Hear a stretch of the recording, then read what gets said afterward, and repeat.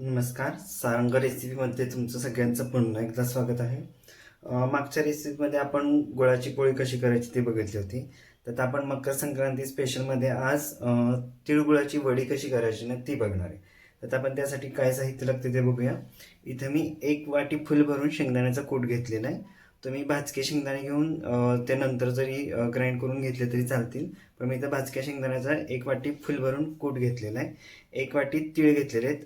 माप मी समानच ठेवलेलं आहे. त्यात काही मी कमी जास्त केलेलं नाही. जे 1 वाटी वाटीचं जे माप ठेवलेलं आहे ना ते समानच आहे. तर 1 वाटी शेंगदाण्याचा कूट, 1 वाटी तीळ हे कच्चेच आहेत. अजून मला भाजायचे ते, पण आपण नंतर ते भाजून घेणार आहे.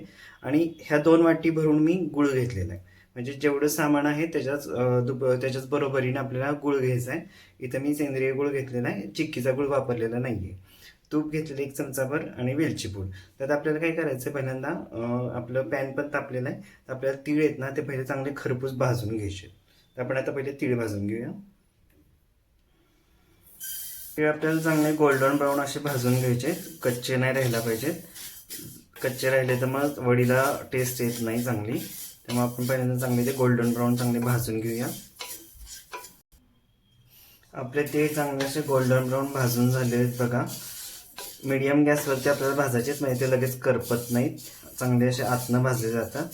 तर आपण काय करायचं आहे, गॅस बंद करायचा आहे. आणि हे मी आता एका वेगळ्या ताटात काढून घेतो आणि ते चांगले थंड होऊन देतो.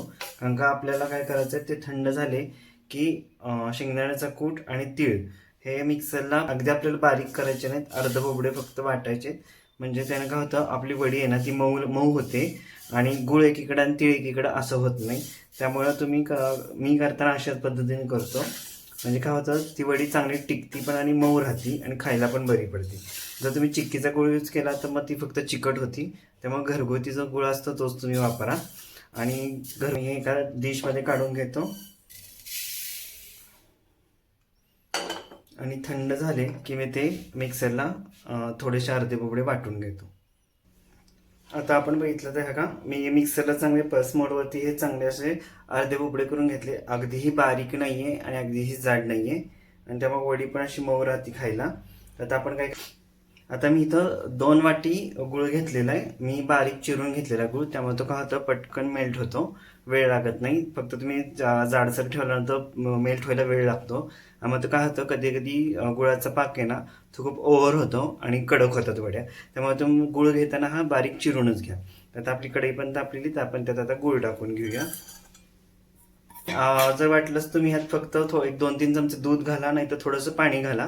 म्हणजे काय होतं, गुळ आपण चमचे पाणी घालणार आहे. म्हणजे काय होईल, आपला गूळ आहे ना तो पटकन विरघळेल आणि ओव्हरकुक होणार नाही तो. त्यामुळे आपली वडी आहे ना ती अशी मऊसूर राहील. गॅसवरती मी सगळा गूळ हा वितळून घेतलेला आहे. पूर्ण सगळा गूळ वितळून घ्यायचा आहे आणि त्यात मग आपण ही वेलची पूड टाकायची आणि थोडंसं तूप टाकायचं आहे. त्यामुळं काय होतं, आपली वडी आहे ना ती चिटकत नाही.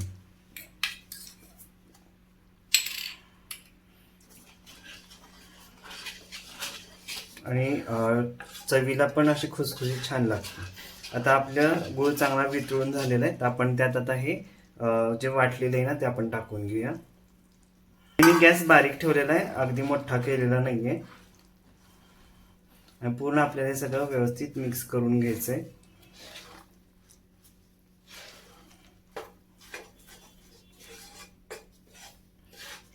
तुम्ही बारीक गॅसवरती केला ना तर आपलं ही प्रोसेस जी आहे ना ती पटकन होत नाही, थोडीशी हळूहळू होती आणि आपल्याला वेळ पण मिळतो आणि आपला गूळ पण ओव्हरकुक होत नाही.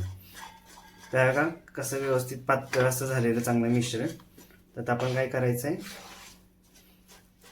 मी गॅस बंद करणार आहे आणि आता आपण एका ताटाला, नाही तर तुमच्याकडे काय कट्ट्याला घ्या, नाही तर तुमच्याकडे काय असेल ट्रे येते, त्यात आपण हे मिश्रण टाकून घ्यायचं आहे.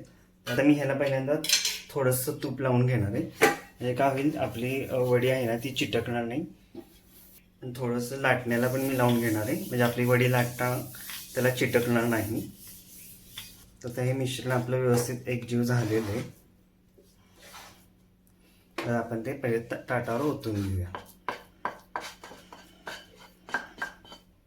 आपण पहिल्यांदा पसरून घेऊया ती व्यवस्थित. मग आपण ती लाटण्यानं लाटूया, कारण का ती अजूनही गरम आहे आणि पातळ आहे आपलं मिश्रण, आणि गरम असताना भाजण्याची शक्यता असते, गुळाचा चटका जोरात बसतो, त्यामुळे तुम्ही काळजीपूर्वक करा. एक 5 मिनटं मी थंड होऊ देतो, मग आपण ती लाटून घेऊया.